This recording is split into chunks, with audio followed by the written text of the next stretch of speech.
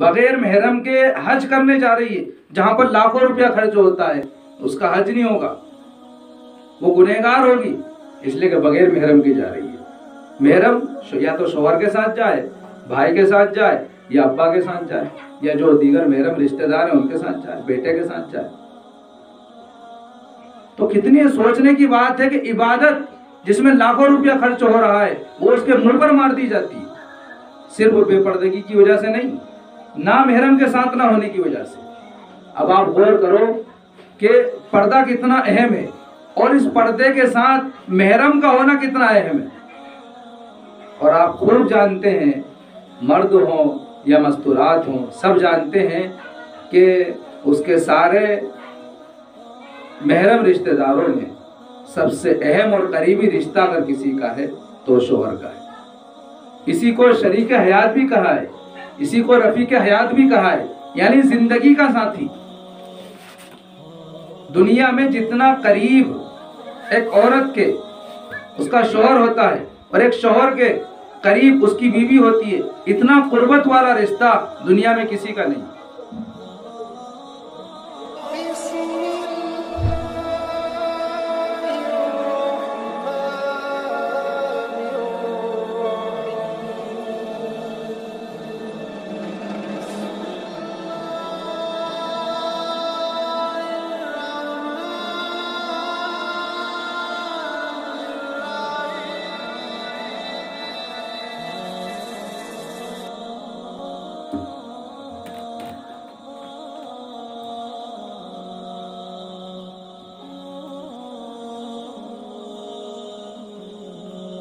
بسم اللہ الرحمن الرحیم۔ الحمد للہ وکفا وسلام الحمد للہ وکفا وسلام علی عباده الذین اصطفى، اما بعد فاعوذ باللہ من الشیطان الرجیم، بسم اللہ الرحمن الرحیم۔ ومن يعمل من الصالحات من ذكر أو أنثى وهو مؤمن فلنحيينه حياة طيبة ولنجزينهم أجرهم بأحسن الذي كانوا يعملون، صدق الله العظيم۔ دوستو، بزرگوں اور میری مقدس مائیں اور بہنیں، اللہ تعالیٰ کا بے انتہا کرم اور احسان ہے، اس کا فضل ہے کہ اس نے پھر ایک مرتبہ ہم لوگوں کو دین کی مناسبت سے جمع فرمایا، دین کی بات سننے کے لیے، سمجھنے کے لیے جمع فرمایا، اور یقیناً اللہ کے نبی صلی اللہ علیہ وسلم کی بشارتیں ہیں ان لوگوں کے ساتھ جو دین کی بات کو عظمت کے ساتھ، قدر کے ساتھ سنتے ہیں اور پھر اس پر عمل کرنے کے جذبے کے ساتھ سنتے ہیں۔ پیارے آقا جناب محمد رسول اللہ صلی اللہ علیہ وسلم کا فرمان ہے کہ جب لوگ دین کی بات سننے کے لیے ایک جگہ اکٹھے ہوتے ہیں، جمع ہوتے ہیں، تو فرشتے ان کو چاروں طرف سے گھیر لیتے ہیں اور زمین سے آسمان تک قطار لگا لیتے ہیں، اور پھر ان فرشتوں کی جماعت کا اللہ تعالیٰ کے ساتھ میں جو ہے تکرار ہوتا ہے۔ آخر میں آ کر یہ بشارت ان کو سنائی جاتی ہے کہ مجلس میں بیٹھنے والے سارے کے سارے لوگ بخشے بخشائے اٹھ جاؤ، گناہوں کو معاف کر دیا جاتا ہے، بلکہ گناہوں کو نیکیوں میں بدل دیا جاتا ہے۔ تو جتنے زیادہ گناہ ہوتے ہیں اتنے ہی زیادہ انسان کی نیکیاں لکھ دی جاتی ہیں۔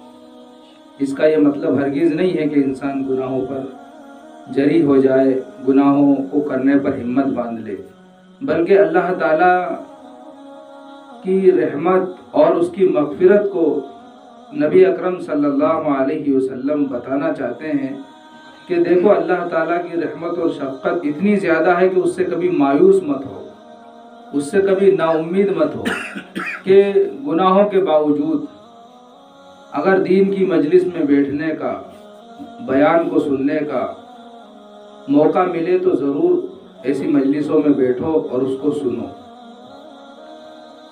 خود خود نبی اکرم صلی اللہ علیہ وسلم کو اللہ تعالیٰ نے یہ حکم دیا کہ آپ دین کا مذاکرہ کرنے والے لوگوں کے درمیان بیٹھا کیجیے۔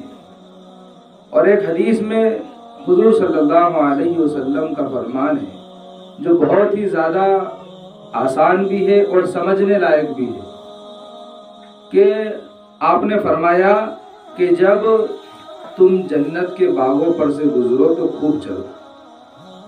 یہ بہت اہم بات ہے سمجھنے کے لیے، جو بارہا آپ نے سنی ہوگی۔ ایک تھوڑا سا مفہوم میں آپ کے سامنے اس کا ذکر کروں کہ جنت کے باغوں پر سے گزرو تو خوب چلو۔ اب دیکھیے یہ بات کہی جا رہی ہے صحابہ کرام سے، اور صحابہ کرام کے واسطے سے پوری امت سے بات کہی جا رہی ہے کہ جب جنت کے باغات پہ سے گزرو تو خوب چلو۔ یعنی جس طرح انسان کسی باغیچے میں جاتا ہے جہاں پر پھل ہوتے ہیں تو انسان خوب زیادہ شکم سیر ہو کر کھاتا ہے کہ باغ میں آئے ہیں تو اس کا فائدہ اٹھائیں کہ اس میں اچھی اچھی چیزیں اس کے اچھے پھل کھائیں۔ تو کھانے کا تو معاملہ سمجھ میں آتا ہے، لیکن یہاں پر نبی فرما رہے ہیں کہ چلو، خوب چلو۔ حالانکہ انسان کھاتا ہے اور جانور چلتا ہے، لیکن یہاں پر کس سے کہا جا رہا ہے؟ انسانوں سے کہا جا رہا ہے۔ اور انسان بھی وہ انسان جو مقدس ترین انسان ہے، ان سے اچھا انسان اور ان انسانوں سے اچھے انسانوں کی جماعت نہ دنیا میں پہلے آئی ہے نہ بعد میں آئی۔ نبیوں کے بعد سب سے بڑا مرتبہ صحابہ اکرام کا ہے۔ دین کو سمجھنے کے لیے صحابہ اکرام کو سمجھنا یہ انسان کا اول ترین فریضہ ہے۔ اگر کسی نے صحابہ اکرام کی زندگیوں کو پڑھ لیا، سمجھ لیا، تو سمجھ لیجئے کہ اس نے دین کو سمجھ لیا، اور دین پر سمجھنے کے بعد اس کا عمل کرنا بھی آسان ہو گیا۔ تو صحابہ اکرام سے اور ان کے واسطے سے پوری امت سے کہا جا رہا ہے کہ جب جنت کے باغوں پر سے گزرو تو خوب چلو۔ مطلب یہ ہے کہ خوب دل جمعی کے ساتھ اور بہت زیادہ دھیان لگا کر سنو، اتاؤ مت، ادھر ادھر مت دیکھو، یعنی بددلی کا اور بے فکری کا مظاہرہ مت کرو، بلکہ خوب دل لگا کر دھیان لگا کر سنو۔ جس طرح جانور جب اس کے سامنے کوئی چارہ رکھا جاتا ہے، کوئی کھانے کی چیز رکھی جاتی ہے، جبکہ اس جانور کو بھی معلوم ہوتا ہے کہ یہ سب میرے لیے ہی ہے، اور مالک بھی رکھتا ہے تو اسی جانور کے کھانے کے لیے رکھتا ہے، وہ جانور کو جتنا کھانا ہوتا ہے بڑی تیزی سے کھاتا ہے، اور اتنا زیادہ کھا لیتا ہے، چاپتا نہیں ہے، ڈائریکٹ نگلتا ہے کہ کہیں ختم نہ ہو جائے، کہیں مالک کی نیت نہ بدل جائے، اور کہیں اٹھا کر کسی دوسرے جانور کے آگے نہ رکھ دیا جائے، اس لیے خوب جلدی جلدی نگل لیتا ہے اس کو۔ اور جب وہ اس کے سامنے کا چارہ یا جو بھی کھانے کی چیزیں ہیں وہ ختم ہو جاتی ہیں یا اس کو ہٹا دیا جاتا ہے، تو پھر وہ اپنے پیٹ میں سے نکال کر اس کو باغول کرتا ہے، جگالی جس کو کہتے ہیں، وہ پیٹ میں سے نکال کر کیا کرتا ہے؟ باغول کرتا ہے۔ تو اسی طرح دین کی باتوں کو خوب غور سے سنو اور دل جمعی کے ساتھ سنو، اور پھر بعد میں ان باتوں کو یاد کر کر کے، جس طرح جانور پیٹ میں سے نکال کر کیا کرتا ہے؟ باغول کرتا ہے، جگالی کرتا ہے، اسی طرح ان باتوں کو یاد کر کر کے اپنے نفس کا محاسبہ کرو، اپنی زندگی کا جائزہ لو کہ ہم نے کیا کھویا اور کیا پایا، ہماری زندگی کن کاموں میں گزر رہی ہے، کیا انہی کاموں کے لیے اللہ نے بھیجا تھا ہمیں؟ کیا ہمارے دنیا میں آنے کا مقصد یہی تھا؟ غور کرو ان سب باتوں پر۔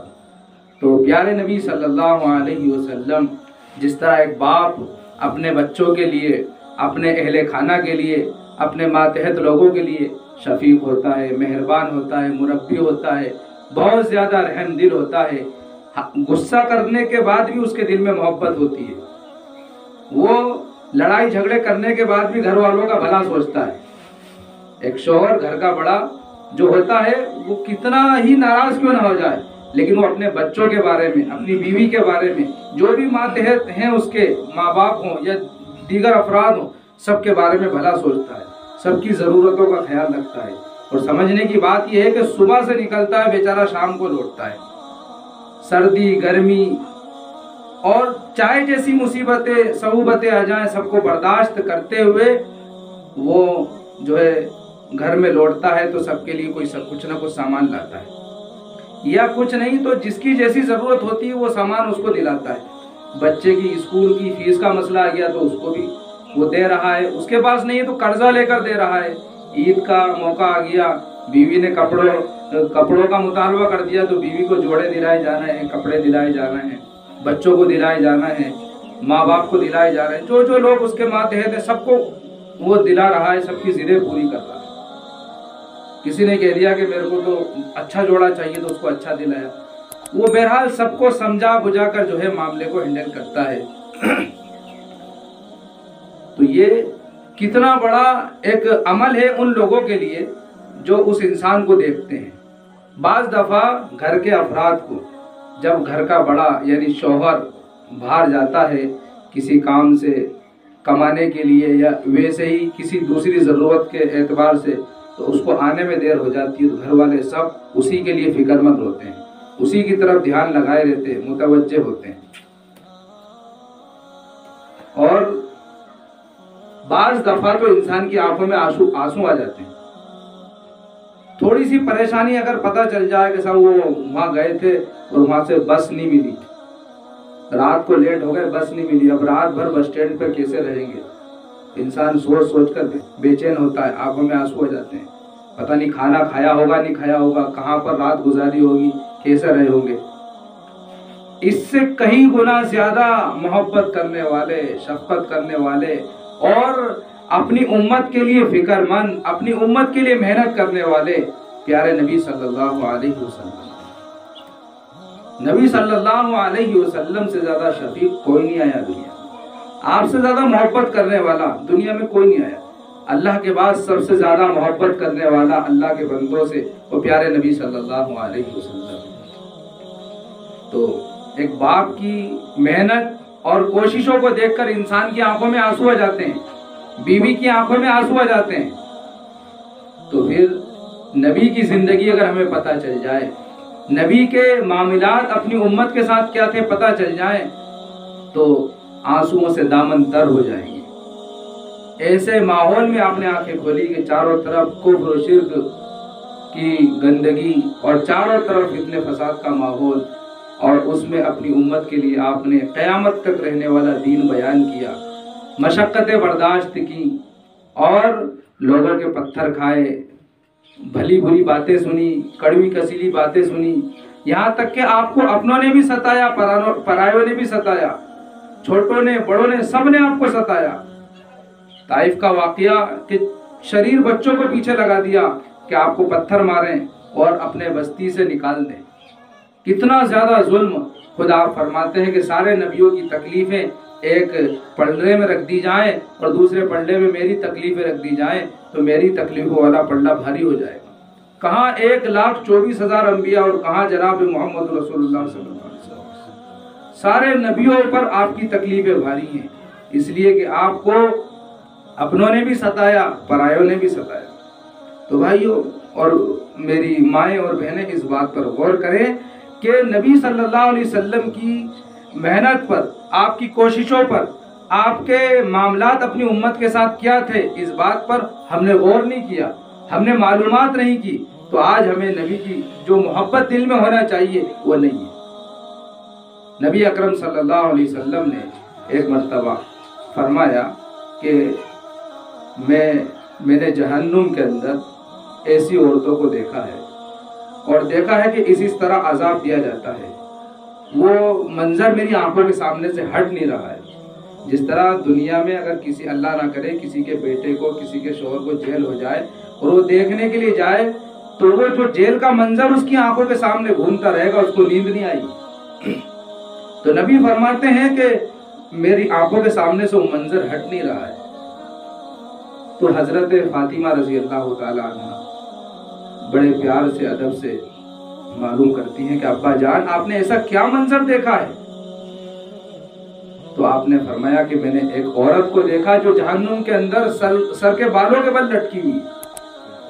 پوچھا یا رسول اللہ ایسا کون سا جرم تھا اس کا جو سر کے بالوں کے بل اس کو لٹکایا؟ تو آپ نے بیان فرمایا کہ وہ عورت جو ہے پردہ نہیں کرتی تھی، سر کے بالوں کو کھلا رکھتی تھی، غیر محرم مردوں سے بالوں کو چھپاتی نہیں تھی۔ جس طرح انسان کا سطر چھپانا ضروری ہے. اگر سطر چھپا ہوا نہیں ہو تو نماز نہیں ہوگی. تو مرد کا سطر گھٹنے سے لے کر تو ناف تک ہے. عورت کا سطر جو ہے پیر سے لے کر تو سر کے بالوں تک ہے. سطر صرف چہرہ کھلا رہے گا، دونوں ہتھیلیاں کھلی رہیں گی اور دونوں پیر ٹخنوں تک کھلے رہیں گے. اس کے علاوہ پورا بدن عورت کا سطر ہے. اگر ان سارے اعضاء میں سے ہتھیلی کے علاوہ، چہرے کے علاوہ اور دونوں پیر ٹخنوں تک، ان 3 اعضاء کے علاوہ کوئی بھی عضو اس کا چوتھائی حصہ اگر کھلا رہے گا اور اتنی دیر تک کھلا رہ جائے کہ جس میں 3 مرتبہ سبحان اللہ کہہ دے تو نماز نہیں ہوگی. تو یہ سطر کا معاملہ ہے. یہاں تک کہ کوئی عورت اگر اتنے پتلے دوپٹے میں نماز پڑھ رہی کہ سر کے بال اس سے جھلک رہے ہیں تو اس میں اس کی نماز نہیں ہوگی. یا دوپٹہ تو موٹا اوڑا ہے جس میں سر کے بال نظر نہیں آ رہے ہیں لیکن پیچھے سے چوٹی نظر آ رہی ہے، اس کی نماز نہیں ہوگی. تو یہیں سے اندازہ لگا لیجئے کہ اللہ کا ایک اہم حکم نماز، صرف پتلا دوپٹہ سر پر اوڑھنے سے نماز نہیں ہو رہی ہے. تو نماز جیسی اہم عبادت وہ رد کر دی جاتی ہے. تو پھر جب عبادت رد کر دی جائے گی تو دنیا کے اندر جو فساد بے پردگی سے ہوں گے اس کا اندازہ کوئی لگا نہیں سکتا. یہاں پر ایک بات یہ بھی سمجھ لیں کہ پردہ اور سطر دونوں میں فرق ہے. سطر پیر کے ٹخنوں سے لے کر تو سر کے بالوں تک سطر ہے، 3 اعضاء کو چھوڑ کر جن کا میں نے ابھی ذکر کیا. یہ سطر ہے. اگر ان 3 کے علاوہ کوئی عضو کھلا ہے اور 3 مرتبہ سبحان اللہ کے بقدر نماز میں کھلا رہے تو نماز نہیں ہوگی. یہ سطر ہے. لیکن پردے میں چہرے کو بھی چھپانا ہے، ہاتھ کی ہتھیلیوں کو بھی چھپانا ہے اور دونوں پیر جو ٹخنوں تک ہیں ان کو بھی چھپانا ہے. اور حدیث پاک میں آیا ہے کہ جب کوئی عورت گھر سے نکلتی ہے، وہ بے پردہ ہو کر نکلتی ہے یا پردے کے ساتھ نکلتی ہے لیکن تنہا نکلتی ہے، اکیلی نکلتی ہے، تو شیطان اس کے ساتھ نکلتا ہے اور شیطان لوگوں کو اس عورت کی طرف آمادہ کرتا ہے. شیطان لوگوں کے دلوں میں وسوسے ڈال کر اس عورت کی طرف غلط نظر پڑواتا ہے. تو یہ بہت ہی زیادہ غور کرنے کی، سمجھنے کی بات ہے کہ نماز اس کی رد اور شیطان اس کا ہم نشین، اس کا دوست بن جاتا ہے جو عورت بغیر محرم کے گھر سے باہر نکلتی ہے. آپ خود اندازہ لگاؤ جس طرح نماز میں سطر کا چھپانا بہت ضروری ہے اور اسی طرح سفر میں گھر سے باہر نکل رہے ہیں تو سب سے اہم عبادت، گھر سے نکلنے والی عبادتوں میں سب سے اہم عبادت حج ہے. حج جس میں انسان لاکھوں روپیہ خرچ کر کے جاتا ہے. اگر کوئی عورت پردے کے ساتھ جا رہی ہے تھوڑی دیر سمجھ لیجیے کوئی گناہ نہیں ہونا چاہیے اس کو، لیکن وہ بغیر محرم کے جا رہی ہے تو گنہگار ہوگی، اس کا حج نہیں ہوگا. بغیر محرم کے حج کرنے جا رہی ہے جہاں پر لاکھوں روپیہ خرچ ہوتا ہے، اس کا حج نہیں ہوگا، وہ گنہگار ہوگی اس لیے کہ بغیر محرم کے جا رہی ہے. محرم یا تو شوہر کے ساتھ جائے، بھائی کے ساتھ جائے یا ابا کے ساتھ جائے یا جو دیگر محرم رشتہ دار ہیں ان کے ساتھ جائے، بیٹے کے ساتھ جائے. تو کتنی سوچنے کی بات ہے کہ عبادت جس میں لاکھوں روپیہ خرچ ہو رہا ہے وہ اس کے منہ پر مار دی جاتی ہے، صرف بے پردگی کی وجہ سے نہیں، نہ محرم کے ساتھ نہ ہونے کی وجہ سے. اب آپ غور کرو کہ پردہ کتنا اہم ہے اور اس پردے کے ساتھ محرم کا ہونا کتنا اہم ہے. اور آپ خود جانتے ہیں، مرد ہوں یا مستورات ہوں، سب جانتے ہیں کہ اس کے سارے محرم رشتہ داروں میں سب سے اہم اور قریبی رشتہ اگر کسی کا ہے تو شوہر کا ہے. اسی کو شریک حیات بھی کہا ہے، اسی کو رفیق حیات بھی کہا ہے، یعنی زندگی کا ساتھی. دنیا میں جتنا قریب ایک عورت کے اس کا شوہر ہوتا ہے اور ایک شوہر کے قریب اس کی بیوی ہوتی ہے، اتنا قربت والا رشتہ دنیا میں کسی کا نہیں. اس کے علاوہ جتنے رشتے، اور غور کرنے کی ضرورت ہے کہ دنیا میں سب سے پہلے کون آیا؟ دنیا میں سب سے پہلے حضرت آدم علیہ السلام آئے، اور انہی کی کونک سے اللہ تعالیٰ نے بیوی حوا کو پیدا کیا۔ تو سب سے پہلا جوڑا دنیا میں کس کا آیا؟ ایک شوہر کا اور ایک بیوی کا۔ سب سے پہلا رشتہ جو جوڑا آیا ہے، ایک شوہر اور ایک بیوی کا جوڑا آیا۔ ابھی ماں باپ کا سلسلہ شروع نہیں ہوا، اب ان دونوں کے اولاد ہوئی ہیں تو پھر اب ماں باپ کا سلسلہ شروع ہوا۔ تو اس لیے شریعت میاں بیوی کی زندگی کے جو حقوق بیان کرتی ہے، اگر صحیح معنوں میں ان کو سمجھ لیا جائے تو دنیا کی جو رنگا رنگی ہے اور دنیا کی جو چمک دمک ہے، اس سے دل ہٹ جائے گا، اور شوہر کا دل بیوی میں اور بیوی کا شوہر میں لگ جائے گا۔ پیارے آقا جناب محمد رسول اللہ صلی اللہ علیہ وسلم جو اپنی امت کا درد ہر وقت اپنے سینے میں رکھتے تھے، وہ فرماتے ہیں کہ اللہ کے علاوہ کسی کو سجدہ کرنا جائز نہیں ہے۔ اگر اللہ کے علاوہ میں کسی اور کو سجدہ کرنے کی اجازت دیتا تو بیوی کو اجازت دیتا کہ وہ اپنے شوہر کو سجدہ کرے۔ اسی طرح ایک دوسری حدیث میں فرمایا کہ اللہ کے بعد اور اس کے رسول کے بعد سب سے بڑا مرتبہ اس کے شوہر کا ہے۔ حدیث پر غور کریے آپ کہ اللہ تعالیٰ نے شوہر کو کتنا بڑا مقام دیا ہے کہ اللہ اور رسول کے بعد سب سے بڑا مرتبہ شوہر کا۔ اسی طرح ایک حدیث میں فرمایا کہ 3 لوگوں کی کوئی بھی عبادت قبول نہیں ہوتی، 3 لوگوں کی کوئی بھی عبادت قبول نہیں ہوتی، نہ نماز قبول ہوتی ہے، نہ زکوٰۃ قبول ہوتی ہے، نہ صدقہ خیرات قبول ہوتے ہیں۔ وہ دن بھر سبحان اللہ کرتے رہیں، الحمدللہ کرتے رہیں، کچھ بھی قبول نہیں ہو رہا۔ یہاں تک کہ وہ جتنے بھی اعمال ہیں ان کے سر کے اوپر بھی نہیں جاتے۔ آسمان کی طرف جب اعمال جاتے ہیں تو ان لوگوں کے اعمال، 3 لوگوں کے اعمال سر کے اوپر نہیں جاتے۔ وہ 3 لوگ کون ہیں؟ ایک تو بھاگا ہوا غلام جو اپنے آقا سے بھاگ گیا ہو یا اپنے آقا کی اطاعت نہ کرتا ہو۔ یہ غلاموں کا دور تو نبی کے زمانے میں تھا، اب نہیں ہے، لیکن اب بھی غلامی ہے، اب بھی غلامی ہے۔ مان لیجئے کسی نے کسی کے تابع کر دیا اپنے آپ کو اور وہ اس کی اطاعت نہیں کر رہا ہے تو اس کی بھی عبادتیں مقبول نہیں ہیں۔ مثال کے طور پر کوئی لاوارث تھا، کہا بھائی میں تیری ذمہ داری اٹھاؤں گا، اس کو اپنا غلام بنا کر رکھ لیا کہ میں تیری پرورش کروں گا۔ اب وہ زبان درازی کر رہا ہے یا وہ اپنے مالک سے بھاگ رہا ہے یا ان کی اطاعت نہیں کر رہا ہے تو وہ غلام کتنی ہی عبادت کر لے اس کی عبادت قبول نہیں ہوتی۔ دوسری وہ عورت جس کا شوہر اس سے ناراض ہو اس کی عبادتیں قبول نہیں ہوتی۔ دوسرا انسان کون ہے؟ وہ عورت جس کا شوہر اس سے ناراض ہو اس کی عبادتیں قبول نہیں ہوتی۔ آپ کو اندازہ لگائیے کہ نبی اکرم صلی اللہ علیہ وسلم اپنی امت سے بے انتہا محبت کرنے والے ہیں، یہاں تک کہ آپ کو راتوں میں نیند نہیں آتی تھی، اور جب بھی آخرت کا منظر یاد آ جاتا تھا، قبر کے احوال یاد آ جاتے تھے، جہنم کا منظر سامنے آ جاتا تھا، فوراً اٹھ کر آپ جو ہے جنت البقیع چلے جاتے تھے، جنت البقیع چلے جاتے تھے اور خوب دعائیں مانگتے تھے۔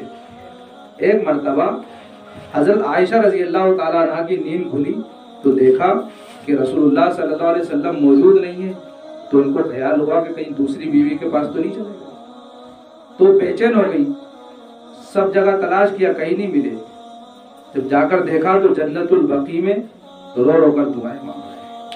حدیث میں لکھا ہے، میری مائیں، میری بہنیں اور میرے سننے والے تمام احباب غور کریں اس بارے میں کہ کیا فرماتی ہیں حضرت عائشہ رضی اللہ تعالیٰ عنہ، میں نے دیکھا کہ میرے محبوب، میرے سر کے تاج جناب محمد رسول اللہ صلی اللہ علیہ وسلم جنت البقیع میں بیٹھے ہیں، آپ کے دونوں ہاتھ آسمان کی طرف اٹھے ہوئے ہیں، اور اس طرح سے رو رو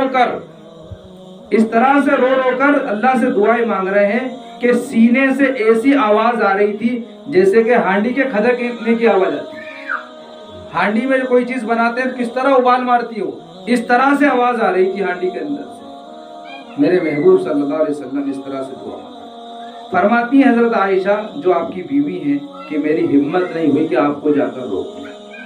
پھر حضرت فاطمہ رضی اللہ تعالیٰ عنہ کے پاس گئی اور ان کو بلا کر لائی اس لیے کہ فاطمہ ان کی لخت جگر ہیں، ان کی چہیتی بیٹی تھی، اس لیے ان کو لائی اور انہوں نے جا کر رسول اللہ صلی اللہ علیہ وسلم کو بنایا کہ میرے ابا جان آپ اتنا کیوں روتے ہیں، آپ اتنا غمگین کیوں ہیں؟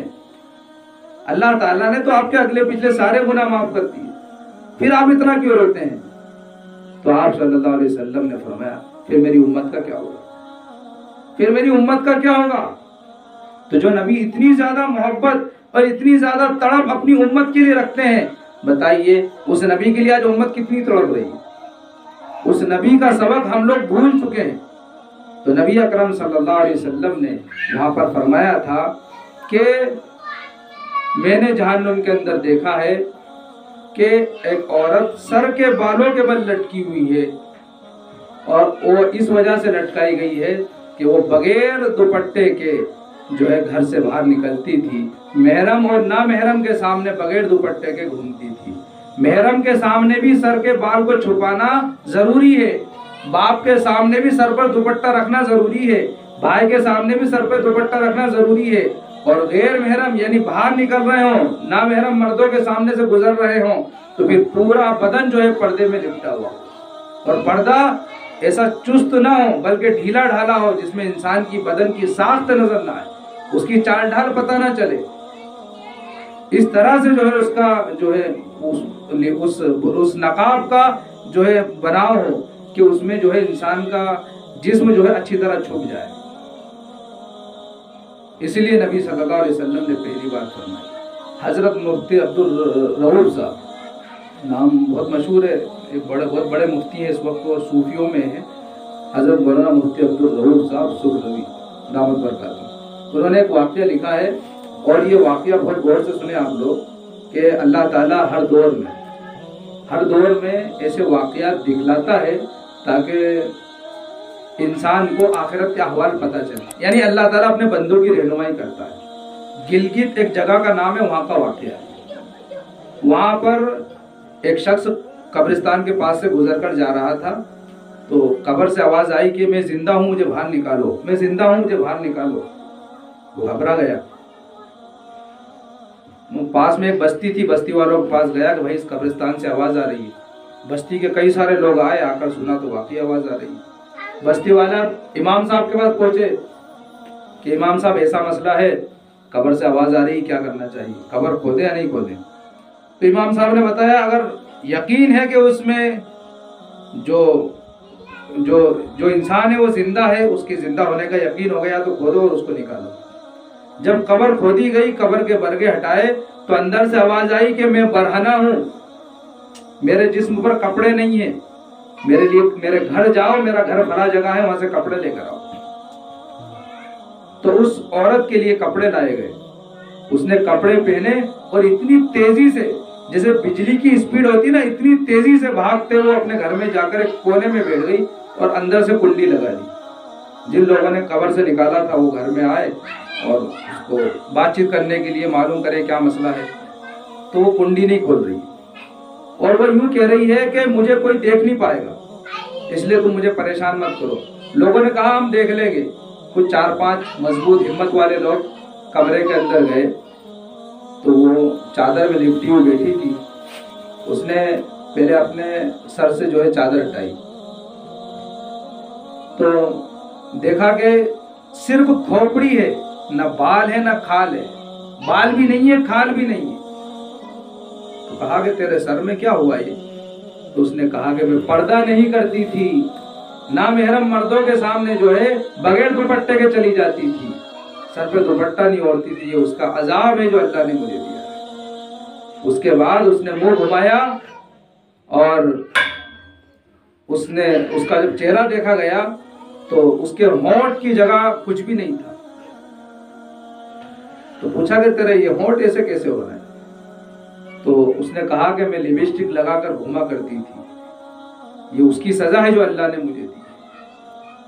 تو بے حیائی کا، بے پردگی کا یہ انجام تھا کہ وہ کچھ دیر تڑپی اور پھر مر گئی۔ اس دور کے بزرگوں نے لکھا کہ اللہ تعالیٰ ایسے واقعات کبھی کبھی دکھاتا ہے، اور بہت سارے علماء نے اس طرح کی کتابیں لکھی ہیں دلائل کے ساتھ لکھی ہیں کہ فلاں جگہ کا واقعہ ہے، فلاں انسان کے گھر کا واقعہ ہے، کسی کو تحقیق کرنا ہو تو کر لے جا۔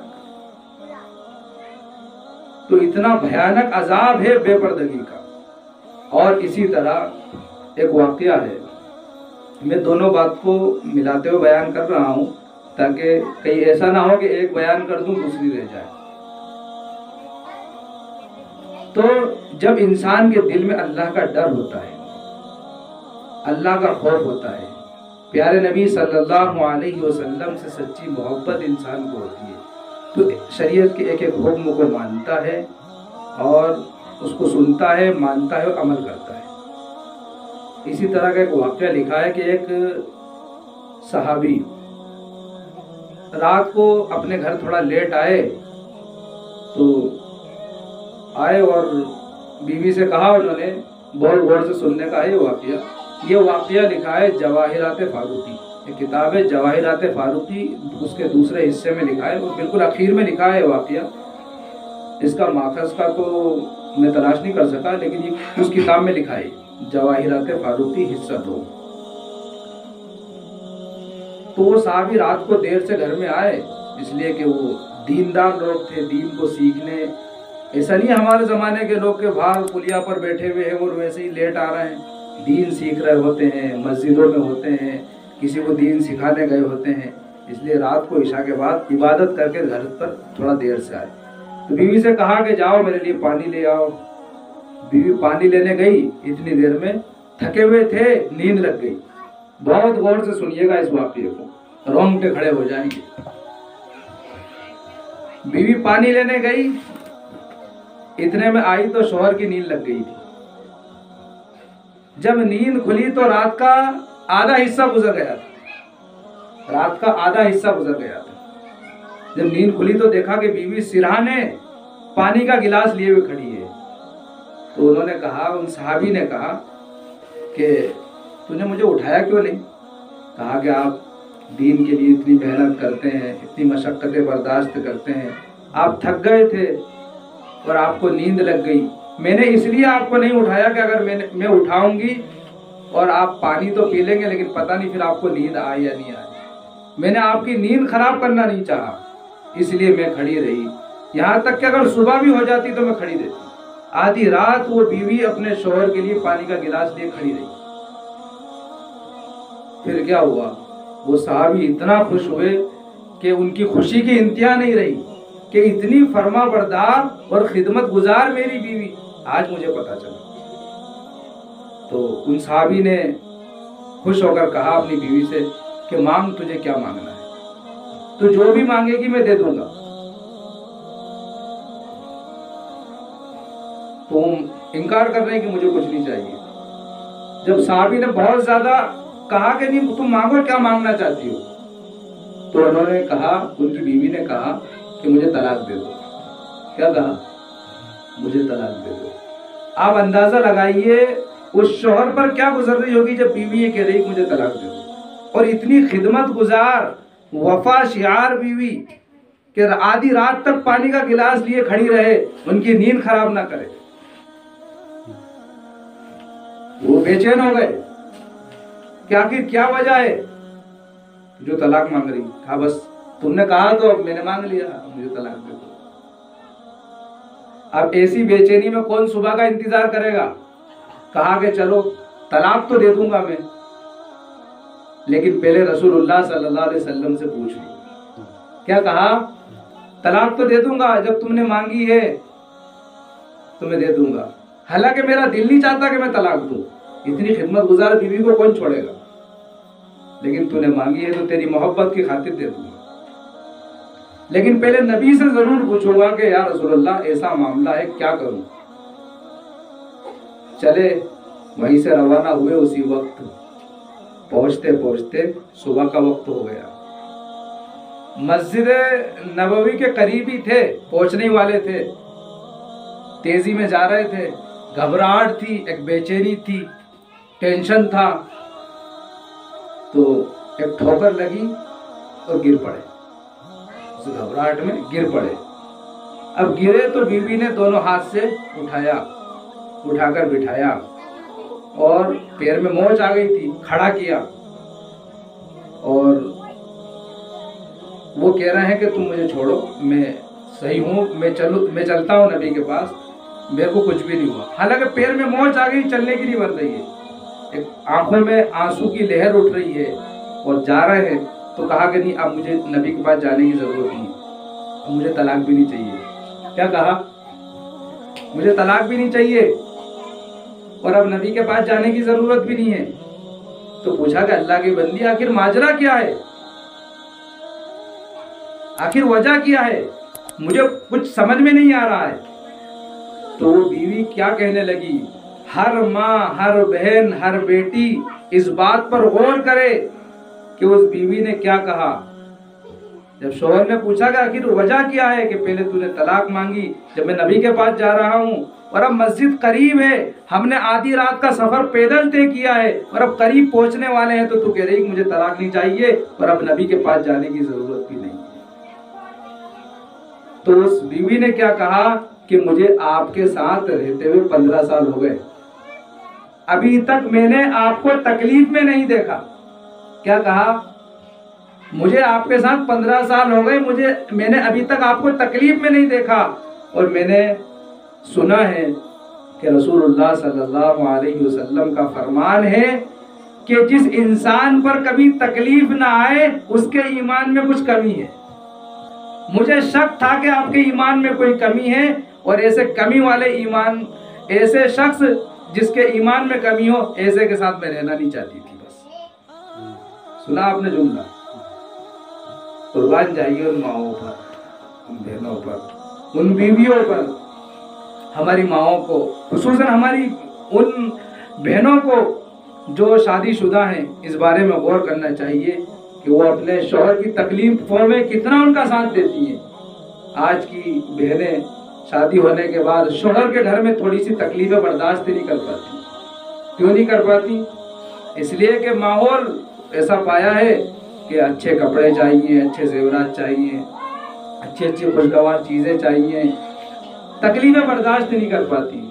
خوب غور سے سنو، میں تمام بھائیوں سے، تمام ماؤں سے، بہنوں سے یہ کہنا چاہتا ہوں کہ اللہ تعالیٰ تکلیف دیتا ہے تو بندے کو نوازنے کے لیے دیتا ہے۔ تکلیفیں اللہ تعالیٰ اس لیے دیتا ہے کہ میرے بندے میری طرف لوٹ آئیں۔ اللہ تعالیٰ تکلیفوں کی بدولت انسان کے گناہوں کو معاف کرتا ہے۔ اللہ تعالیٰ تکلیفوں کی بدولت انسان کے درجات بلند کرتا ہے۔ اللہ تکلیفوں کے بدولت انسان کے لیے ایسی نعمتیں تیار کرتا ہے کہ جس کا انسان اندازہ نہیں لگا سکتا۔ نبی کا فرمان ہے، ہم نے ایک بزرگ جو بنگلہ دیش کے تھے، لکھنؤ میں آئے تھے ندوے میں، تو انہوں نے بتایا تھا کہ بیٹا ایک زمانہ ایسے آنے والا ہے کہ نبی کا فرمان ہے کہ انسان دکان پر سامان لینے کے لیے جائے گا اور وہ سامان لے لے گا اور پیسے دینے کے لیے سیدھے ہاتھ سے سیدھی جیب میں ہاتھ ڈالے گا، پیسے رکھے ہوں گے الٹی طرف، غلطی سے سیدھے ہاتھ سے سیدھی جیب میں ہاتھ ڈل جائے گا، تو اس سے اس کو ناگواری ہوگی کہ پیسے ہی جیب میں رکھیں، اس جیب میں غلط ہاتھ ڈال دیا۔ اس ناگواری پر بھی اللہ اس کے درجات کو بلند کرے گا۔ چھوٹی چھوٹی تکلیفیں جن کو انسان تکلیف نہیں سمجھتا، اس کو بھی اللہ تعالیٰ یاد دلوائیں گے کہ دیکھ تیرے یہ فلاں تکلیف پہنچی تھی اور اس پر یہ اجر دے رہے ہیں۔ لیکن یہ کن کے لیے ہے؟ ناشکری کرنے والوں کے لیے نہیں ہے، یہ ناشکری کرنے والوں کے لیے نہیں ہے، یہ ان ایمان والے بندوں کے لیے اور ایمان والی بندیوں کے لیے ہے جو اللہ کی طرف سے ملی ہوئی ہر تکلیف پر صبر کریں، اور اللہ کی طرف سے کوئی خوشحالی ملے تو شکر کریں۔ اللہ تعالیٰ کو بہرحال مشقتوں پر صبر کرنے والا بدن اور ذکر کرنے والی زبان اور نعمتوں پر شکر کرنے والا انسان بہت پسند ہے۔ حدیث ہے، میں نے اس کو اپنے الفاظ میں بیان کیا۔ تو اگر کوئی نعمت مل رہی ہے تو شکر کریں، نہیں مل رہی ہے تو صبر کریں، لیکن اس طرح سے خاوند سے یعنی اپنے شوہر سے لڑ کر اپنے گھر کا نظام برباد نہ کریں۔ اس دور میں طلاق کا ریشیو بہت بڑھ رہا ہے، کھانا جنگی بہت ہے، ہر گھر کا فیملی سسٹم خراب، ہر گھر کا فیملی سسٹم خراب۔ ایک حدیث بخاری شریف کی حدیث ہے، نبی صلی اللہ علیہ وسلم نے فرمایا کہ زیادہ تر عورتیں جہنم میں جائیں گی۔ وہ جو پہلی حدیث ہے وہ میں نے پوری نہیں سنائی ہے، 6 گنہگار عورتوں کا تذکرہ ہے اس میں، 6 گنہگار عورتوں کا۔ میں نے نہیں سنائی، اس لیے کہ مجھے صرف بے پردگی کا ایک لفظ بتانا تھا۔ یہاں پر ناشکری کا بتایا کہ ناشکری کی وجہ سے عورتیں جہنم میں جائیں گی، اس لیے کیا کرو، شکر گزاری کرو، اور جو گناہ ہو گئے اس کے لیے صدقہ خیرات کرو، اللہ سے معافی تلافی کرو۔ اللہ تعالیٰ معاف کرنے والوں کو بہت پسند کرتا ہے۔ ایسی بھی بندیاں تھیں جو رات رات بھر عبادت کرتی تھیں اور صبح فجر کی اذان ہوتی تھی تو کہتی تھیں کہ اللہ تو نے اتنی چھوٹی رات کیوں بنائی، اے اللہ تو نے اتنی چھوٹی رات کیوں بنائی، ابھی تو میری 10 ہی رکعتیں ہوئی ہیں، اتنی لمبی لمبی رکعتیں پڑھ رہی ہیں، اور کہہ رہی ہیں اللہ چھوٹی رات کیوں بنائی، تھوڑی بڑی بنا دیتا۔ ان کو عبادتوں میں مزے آتے تھے۔ ایک بہت بڑے عارف گزرے ہیں، ان سے کسی نے پوچھا کہ نوح علیہ السلام نے 80 سال 82 سال نہیں 950 سال محنت کی اور 80 82 لوگ ایمان لائے، پوچھا کہ اور پھر بھی قوم تباہ ہو گئی۔ 950 سال تک محنت کی نوح علیہ السلام نے اور پھر بھی قوم تباہ ہو گئی۔ تو کیا کہا ان عارف نے، کیا کہا؟ عارف بولتے ہیں اللہ کو پہچاننے والا۔ انہوں نے کہا کہ اس قوم کی ماں خراب تھی۔ کیا کہا؟ اس قوم کی ماں خراب تھی اس لیے قوم تباہ ہو گئی۔ ماں کون؟ بھئی نبی باپ ہے اور ان کی بیوی ماں ہے۔ نوح علیہ السلام کی بیوی ایمان نہیں لائی تھی، پوری قوم کو اللہ نے تباہ کر دیا۔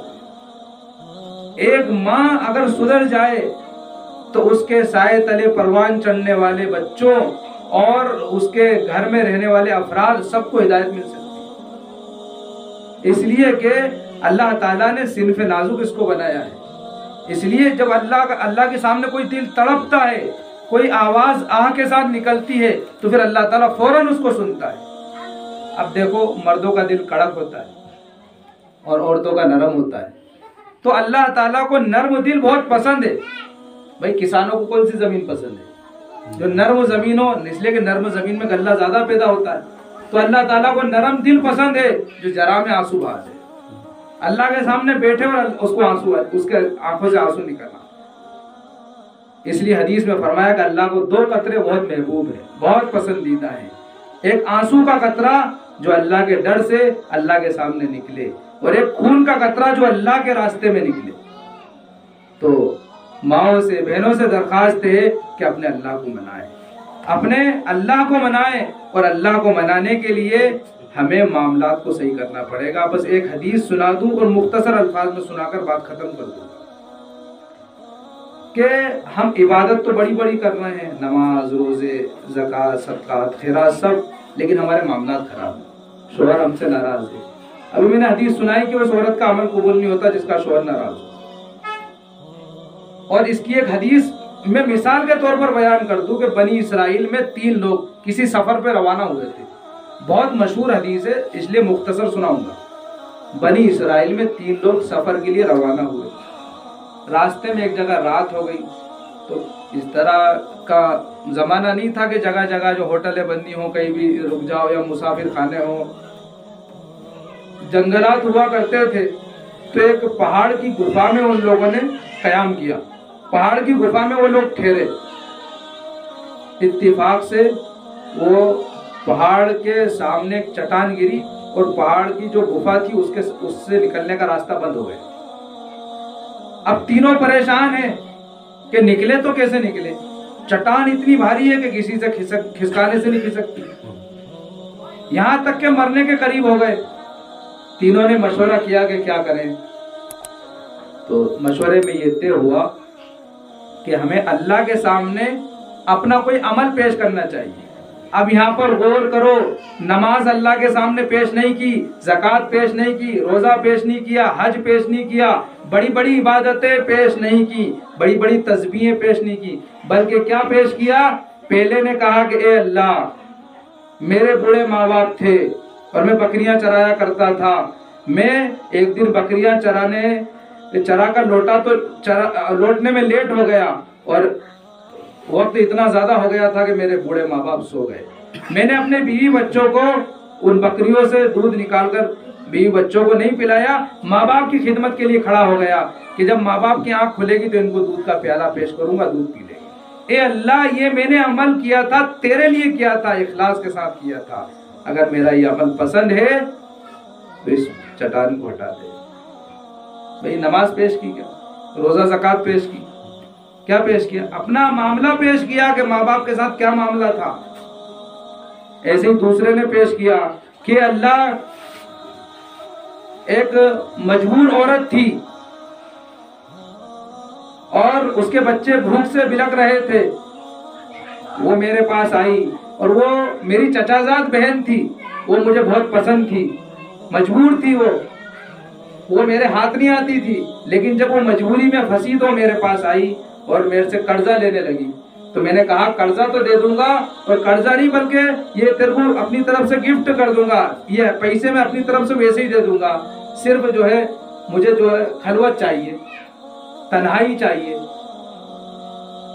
تو اس نے ہاں کر لی، اس لیے کہ چھوٹے معصوم بچوں کو بلک بلک کر روتے ہوئے دیکھ نہیں سکتی۔ جب وہ اس کے پاس تنہائی میں آئی تو اس کی آنکھوں میں آنسو آ گئے۔ تو اس نے کہا کہ تو تیری مرضی سے آئی ہے، پھر کیوں رو رہی ہے؟ تو اس نے کہا کہ تو اللہ سے ڈر، تو اللہ سے ڈر، میں کوئی خوشی سے نہیں آئی ہوں، میں اپنے معصوم بچوں کا رونا دیکھ نہیں سکتی اس لیے آئی ہوں، تو اللہ سے ڈر۔ اس بندے کے دل میں اللہ کا ایسا ڈر طاری ہوا کہ اللہ کے ڈر کی وجہ سے اس نے اس گناہ سے توبہ کر لی، جو پیسے دیے تھے اس کو چھوڑ دیے کہ میں پیسے نہیں دوں۔ اس نے کہا کہ اللہ یہ عمل تیرے ڈر کی وجہ سے کیا تھا، تجھے راضی کرنے کے لیے کیا تھا، مجھے معاف کر دے۔ چٹان تھوڑی اور کھسک گئی۔ کون سا عمل پیش کیا؟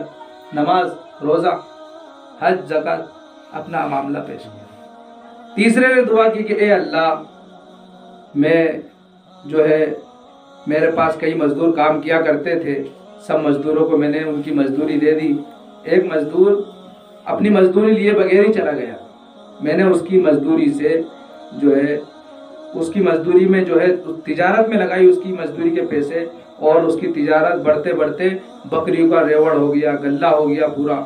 اور جب وہ آدمی کئی سالوں بعد آیا تو کہا کہ صاحب میری جو ایک دن کی مزدوری تھی وہ دے دو۔ تو میں نے کہا کہ بھائی یہ جو بھیڑ بکریاں دیکھ رہے ہو، یہ اونٹ بھیڑ بکریاں یہ سب تمہارے ہیں؟ تو کہنے لگا بھائی میں مجبور آدمی ہوں، غریب آدمی ہوں، مجھ سے مذاق مت کر۔ کہا کہ اللہ کے بندے میں مذاق نہیں کر رہا ہوں، یہ تیرے ہی ہے، یہ سب تیرا ہے، تو لے جا۔ تو ایک دن کی مزدوری چھوڑ کر گیا تھا، میں نے اس کو تجارت میں لگایا اور اس کو بڑھتے بڑھتے یہاں تک ہو گیا۔ تو وہ آدمی ساری بکریاں اور بھیڑ سب لے کے چلا گیا۔ اللہ یہ عمل میں نے صرف تیرے لیے کیا تھا۔ کیا عمل پیش کیا؟ آج کا مالک تو مزدور کے پیسے نہیں دے رہا، بھائی نے بھائی سے قرضہ لے لیا تو لے کر بھول گیا۔ ایک دوسرے کے معاملات کتنے خراب ہیں۔ کون سا عمل پیش کیا بھائیوں؟ اپنا معاملہ پیش کیا۔ تو ہماری عبادتیں، ہماری نمازیں، روزے، ذکر و تلاوت سب رکھا رہ جائے گا ہمارے ساتھ۔ ہمارے معاملات اگر صحیح ہیں تو پھر اللہ تعالی ہمارے اعمال میں جان ڈال دے گا۔ یہ میں اپنی ماؤں سے اس لیے کہہ رہا ہوں کہ آج میاں بیوی کا معاملہ خراب، بہن بہن کا معاملہ خراب، ماں بیٹی کا معاملہ خراب، رشتہ داروں میں آپس میں عورتوں کی ایک دوسرے سے نہیں بنتی۔ اس لیے دوسری اسی حدیث جو میں نے پہلے سنائی تھی اس میں دوسرا لفظ ہے کہ ایک عورت کو میں نے دیکھا کہ وہ جہنم میں زبان کے بل لٹکی ہوئی ہے۔ پوچھا یا رسول اللہ ایسا کون سا گناہ تھا؟ تو آپ نے فرمایا کہ وہ عورت زبان دراز تھی، اپنے شوہر کو ڈراتی تھی اور دوسروں کو تانے دیتی تھی، بہت زبان دراز عورت تھی۔ ایک واقعہ مجھے یاد آ گیا دوسرا، کہ ایک عورت تھی بہت تہجد گزار عورت، تہجد پڑھتی تھی، بہت زیادہ عبادت کرتی تھی، لیکن وہ لوگوں کو تانے دیا کرتی تھی۔ تو رسول اللہ صلی اللہ علیہ وسلم نے فرمایا وہ عورت جہنمی ہے، وہ عورت جہنم میں جائے گی، اس لیے کہ اس کے اعمال تو اچھے لیکن معاملات خراب ہیں۔ تو زبان دراز عورت جہنم میں لٹکی ہوئی دیکھی نبی نے اس کو۔ ایک عورت چھاتی کے بل لٹکی ہوئی ہے، اندازہ لگاؤ، کہنا آسان ہے سننا آسان ہے، چھاتی کے بل لٹکی ہوئی ہے۔ پوچھا یا رسول اللہ کون سا گناہ تھا اس کا جو چھاتی کے بل لٹکی ہوئی تھی؟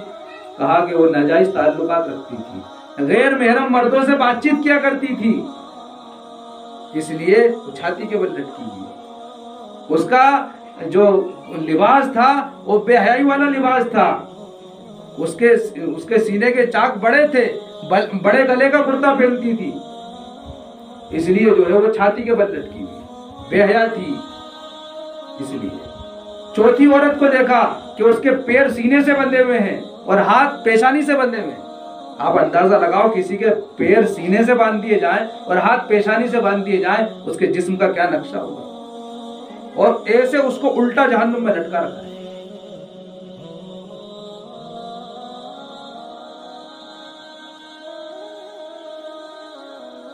اب بتائیے معاشرے میں یہ چیزیں پائی جا رہی ہیں، اللہ تعالیٰ سے کتنا زیادہ ڈرنا چاہیے، رونا چاہیے، پناہ مانگنا چاہیے، مردوں کو بھی فکر کرنا چاہیے اور مستورات کو بھی فکر کرنا چاہیے۔ اگر صبح کا بھولا ہوا انسان شام کو گھر لوٹا تو اس کو بھولا ہوا نہیں کہتے۔ اس لیے وقت زیادہ ہو گیا ہے اور یہیں پر بات ختم کرتے ہیں۔ آخر میں یہ درخواست کرتے ہیں کہ دیکھو، ایک دن کے بیان سے، آدھے گھنٹے کے بیان سے کسی بھی انسان کو مطلب زندگی میں تبدیلی نہیں آتی، کوئی بھی انسان چینج نہیں ہوتا، پوری معلومات اس کو نہیں ہوتی۔ اس کے لیے ہمیں اپنی پوری زندگی کو چینج کرنے کے لیے، بدلنے کے لیے، اپنی زندگی میں دین کو لانے کے لیے، نبی کی محبت، اللہ کی محبت دل میں اتارنے کے لیے اللہ کے راستے میں نکلنا پڑے۔ اس کے لیے جس طرح کل تشکیل ہوئی تھی، آج بھی تشکیل ہوگی، تو جو ہماری ذمہ دار مستورات ہیں وہ کھڑے ہو جائیں اور تشکیل کر لیں 3 دن کی۔ کل جماعت جائے گی انشاءاللہ، تو کل کے دن سے جماعت نکلے گی، اس اعتبار سے تشکیل کر لیں۔ نقد والے نام لکھا ہے، جو بعد میں جانے والے ہیں وہ ابھی نہ لکھا ہے، جو کل سے جانے کے لیے تیار ہیں وہ مستورات نام لکھا دیں۔ تشکیل اگر ہو گئی ہو تو ناموں کی پرچی پہنچا دیجیے، اس کے بعد پھر دعا ہوگی انشاءاللہ۔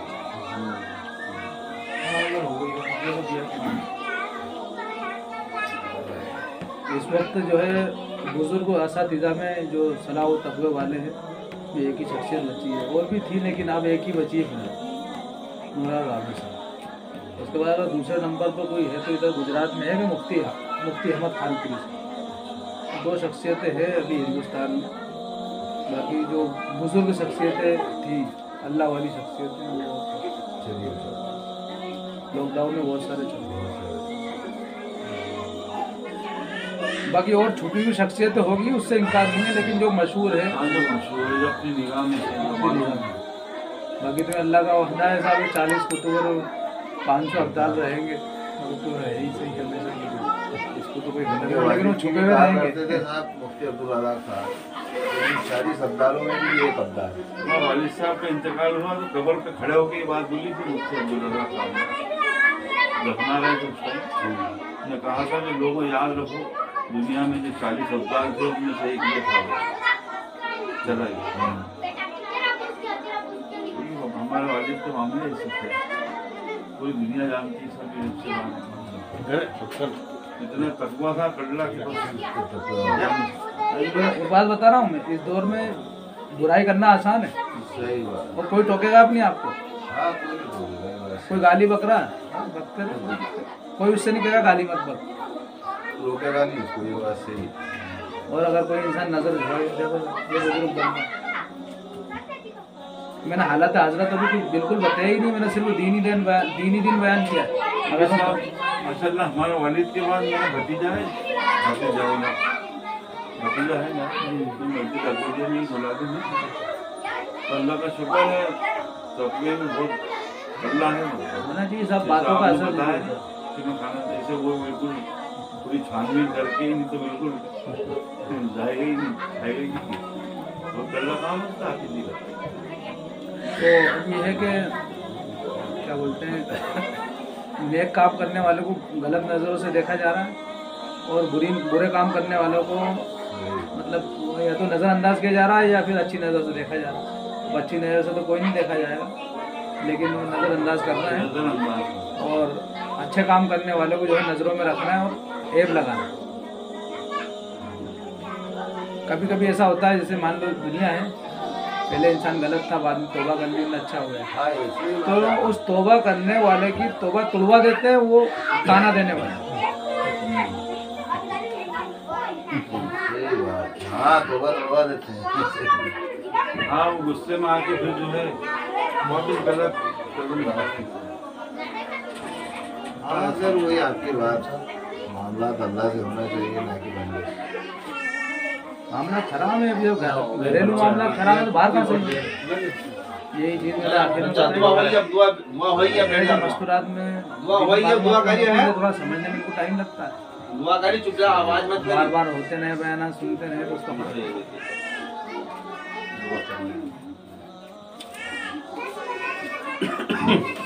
دعا کر لیجیے بسم اللہ الرحمن الرحیم الحمد للہ رب العالمین والعاقبۃ للمتقین وصلی اللہ وسلم علی رسولہ الکریم اللہم انک عفو کریم تحب العفو فاعف عنا یا کریم اللہم اصلح لنا شأننا كله ولا تکلنا الی انفسنا طرفة عین اللهم لا سهل إلا ما جعلته سهلا وأنت تجعل الحزن سهلا إذا ما شئت ربنا ظلمنا أنفسنا وإن لم تغفر لنا وترحمنا لنكونن من الخاسرين ربنا آتنا في الدنيا حسنة وفي الآخرة حسنة وقنا عذاب النار اللهم إنا نسألك من خير ما سألك منه نبيك محمد صلى الله عليه وسلم ونعوذ بك من شر ما استعاذك منه نبيك محمد صلى الله عليه وسلم وأنت المستعان وعليك البلاغ ولا حول ولا قوة إلا بالله العلي العظيم اے اللہ ہم سب کے گناہوں کو معاف فرما دیجیے اے اللہ ہماری خطاؤں کو درگزر فرما دیجیے اے اللہ ہم سب کے ساتھ رحم کا کرم کا عافیت کا عفو کا سہولت کا درگزر کا معاملہ فرما دیجیے اے اللہ ہم تیرے ہی بندے ہیں اے اللہ تجھی سے مانگتے ہیں اے اللہ تیرے آگے ہاتھ پھیلاتے ہیں اے اللہ تو ہی ہم سب کا رب ہے اے اللہ تو ہی ہم سب کا اللہ ہے اے اللہ تو ہی ہم سب کا مالک ہے اے اللہ تو ہمیں ہماری ماؤں سے زیادہ محبت کرتا ہے اے اللہ ہمارے باپ سے زیادہ محبت کرتا ہے اللہ تو ہر انسان سے زیادہ ہم سے محبت کرتا ہے بے شک اللہ تیری محبت ہے جو ہمیں یہاں بٹھائے ہوئے ہے اللہ تو محبت سے نہیں دیکھتا تو ہم یہاں نہیں بیٹھتے بے شک تیرا فضل ہوا تیرا کرم ہوا تیرا احسان ہوا کہ ہم یہاں بیٹھے ہوئے ہیں بے شک اے اللہ ہمارے یہاں بیٹھنے کو قبول فرما لیجیے اللہ ہمارے یہاں بیٹھنے کو قبول فرما لیجیے اللہ تمام مستورات نے بیان کو سنا ہے اللہ سمجھا ہے اللہ عمل کی توفیق عطا فرما دیجیے اللہ عمل کی توفیق عطا فرما دیجیے اللہ معاملات پر اللہ تیری پکڑ بڑی سخت ہے اللہ عبادات میں تو معاف بھی کر سکتا ہے لیکن معاملات خراب ہوں گے تو اللہ تو بندوں کے حوالے کر دے گا اے اللہ بے شک ہمارے معاملات خراب ہیں اللہ ہمارے گھریلو معاملات بھی خراب ہیں اللہ باہر کے معاملات بھی خراب ہیں اے اللہ ہمارے معاملات کو درست فرما دیجیے اے اللہ شوہر کو بیوی کے حقوق ادا کرنے والا بنا دیجیے اے اللہ بیوی کو شوہر کے حقوق ادا کرنے والا بنا دیجیے ماں باپ کو اپنے بچوں کے حقوق ادا کرنے والا بنا دیجیے اے اللہ بچوں کو ماں باپ کی خدمت کرنے والا بنا دیجیے اے اللہ ہم سب کو ایک دوسرے کے حقوق ادا کرنے والا بنا دیجیے اے اللہ آج مسلمان چاروں طرف پریشانی میں ہے اللہ مصیبتوں میں ہے اللہ حالات میں ہے اللہ کوئی بیماری سے لڑ رہا ہے کوئی پریشانی سے لڑ رہا ہے کوئی دکھ مصیبت سے لڑ رہا ہے اللہ کوئی نا اتفاقی سے لڑ رہا ہے اللہ چاروں طرف حالات ہیں اللہ ایسے حالات میں ہم کہاں جائیں گے اللہ کس کے آگے ہاتھ پھیلائیں گے اللہ کس سے ہم اپنا مطلب پورا کروائیں گے اللہ کون ہماری سنے گا اللہ اس دنیا میں کوئی کسی کی نہیں سن رہا ہے اللہ تو ہی سب کا رب ہے جو سب کی سنتا ہے بے شک اے اللہ ہم اپنا دکھڑا تجھے سنا رہے ہیں اے اللہ ہمیں معاف کر دیجئے اے اللہ ہمیں معاف کر دیجئے اے اللہ اپنا بنا لیجئے اے اللہ ہم سب سے راضی ہو جائیے اے اللہ ہم سب سے راضی ہو جائیے اے اللہ ہم نے جو بیان سنا ہے اے اللہ اس پر عمل کرنے کی توفیق عطا فرما دیجئے اے اللہ دین کی عظمت قدر دل میں پیدا فرما دیجئے اے اللہ تیرے راستے میں نکلنے کے لیے ہم نے نام لکھوائے ہیں اے اللہ جن لوگوں نے نام لکھوائے ہیں اللہ ان کا نکلنا آسان فرما دیجئے اے اللہ جنہوں نے کسی مجبوری کی وجہ سے نام نہیں لکھائے ہیں اے اللہ ان کے لیے بھی اللہ راستے ہموار کر دیجئے اے اللہ ان کا بھی نکلنا آسان فرما دیجئے اے اللہ تمام مستورات کو اے اللہ جو دینی جذبے کے ساتھ یہاں بیٹھی ہوئی ہیں اللہ سب کی جائز تمناؤں کو جائز ارادوں کو جائز مرادوں کو پورا فرما دیجئے اے اللہ یہ جو جماعت آئی ہے اے اللہ یہ بڑی خیر لے کر آئی ہے اللہ بڑی بھلائی کے ساتھ یہ آئی ہے اے اللہ اس کے آنے کو قبول فرما لیجئے۔ اے اللہ انہوں نے محنت کی ہے، اے اللہ ان کی محنتوں کو قبول فرما لیجئے۔ اے اللہ تعلیم میں جو سنا، بیان میں جو سنا، اے اللہ سب پر عمل کرنے والا بنا دیجئے۔ اے اللہ مانگنا نہیں آتا ہے، اے اللہ بے شک ٹوٹے پھوٹے الفاظ میں ہم اپنی باتیں رکھ رہے ہیں، اے اللہ بے شک تو ہماری ضرورتوں کو ہم سے زیادہ جانتا ہے، اے اللہ تو سب سے زیادہ جاننے والا ہے، اے اللہ تو دلوں کے حال بھی جانتا ہے، دماغوں میں کیا ہے وہ بھی جانتا ہے۔ بے شک اللہ ہم سب کی تمام ضرورتوں کو پورا فرما دیجئے، اللہ تمام ضرورتوں کو پورا فرما دیجئے۔ اے اللہ کسی کے آگے ہاتھ پھیلانے والا نہ بنائیے، جب ضرورت ہو تو ہم تیرے آگے ہاتھ پھیلائیں، اللہ ایسے جذبے پیدا کر دیجئے، ایسا قوی ایمان بنا دیجئے۔ اللہ تیرے نبی کا فرمان ہے اگر جوتے کا تلا ٹوٹ جائے تو بھی اللہ سے مانگو، ایسا ایمان دے دیجئے کہ ہم تجھ سے مانگیں، اللہ ایسا ایمان دے دیجئے کہ تجھ سے مانگیں، اللہ ایسی نمازیں بنا دیجئے کہ ہم اپنی نمازوں کے ذریعے سارے مسائل حل کروا لیں۔ اے اللہ ہماری عبادات میں جان پیدا کر دیجئے، اعمال میں جان پیدا کر دیجئے، اے اللہ روح میں تازگی پیدا کر دیجئے، اے اللہ معاملات کو درست فرما دیجئے، اخلاق کو اچھا کر دیجئے، اے اللہ پیار والی، محبت والی، الفت والی زندگی نصیب فرما دیجئے۔ اے اللہ جو غلطیاں ہوئی ہیں معاف فرما دیجئے، اے جو لغزشیں ہوئی ہیں معاف فرما دیجئے، اللہ ہم نے ابھی تک جو ایک دوسرے کا دل دکھایا ہے معاف کر دیجئے، اللہ تیرے حقوق اللہ ہم نے ادا نہیں کیے ہیں، عبادتوں میں کوتاہی کی ہے سب معاف کر دیجئے، اللہ جو مانگا ہے وہ بھی عطا فرما دیجئے، اللہ جو مانگنے سے رہ گئے وہ بھی عطا فرما دیجئے۔